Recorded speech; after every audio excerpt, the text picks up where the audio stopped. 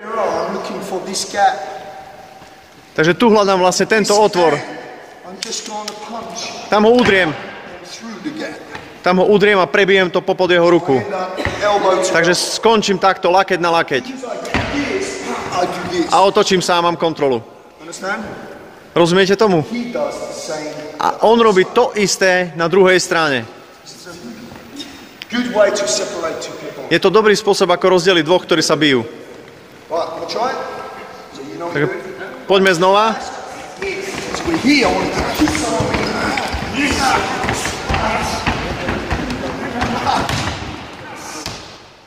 It's good if you can stay on your feet, Je dobré, ak môžete ostať stáť na nohách, but separation is the goal. ale cieľom je aj tak oddelenie ich dvoch. And it's possible A je možné odtiaľto turning this. k tomuto. To znamená, vojdem dnu a otočím sa. This is an example of the arm wrench. Je to jeden z tých príkladov toho uchopenia tej ruky. Is the arm wrench.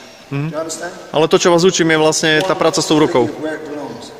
Because understand, on the door, as a doorman, Že v tých dverách, ako doorman, ktorý strážite tie dvere, cannot be seen to be striking people.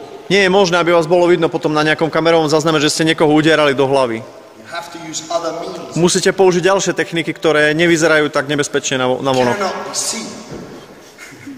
So learn Nemalo by to where byť- the camera is. Nemalo by to byť videné, to znamená, naučite sa v prvom rade, kde sú kamery, aby ste sa tomu vyhli. Want to try this Chcete to skúsiť? as a group? Ako skupina? Yes? Right. So you need 4 people. Takže 4 ľudia do skupiny.